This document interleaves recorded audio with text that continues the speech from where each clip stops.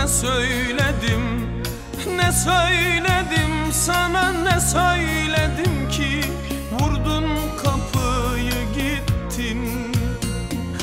Be vicdansız, be insafsızın kızı, ben nankör kedi. İnsan bir şey söyle. Sevmek dedin, sevmedik mi? Aşka boyun eğmedik mi? Bütün kötü huyları, hatta güzel dostları senin için terk etmedik mi? Bugün yine bana ayrılmak düşer. Deli gibi döne döne savrulmak düşer. Bugün yine bana of çekmek düşer. Bugün yine bana ağlamak düşer.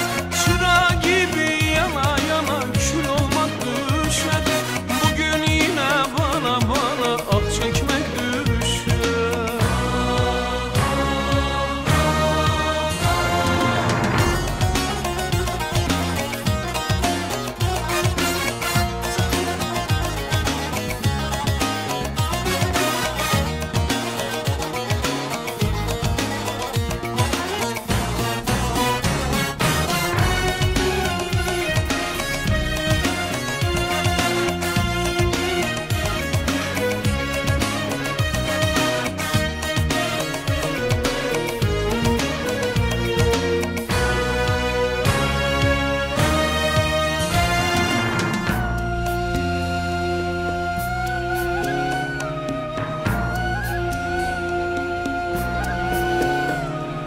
Ne söyledim, ne söyledim sana, ne söyledim ki vurdun kapıyı gittin. Be vicdansız, be insafsızın kızı, ben nankör kedi. İnsan bir şey söyle.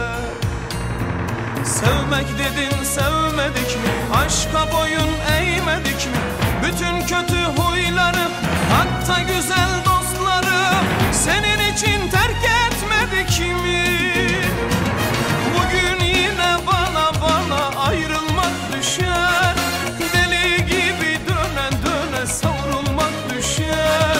Bugün yine bana of çekmek düşer. Bugün yine bana ağlamak düşer. Çıra gibi yana yana kül olmak düşer. Bugün yine bana ah çekmek düşer.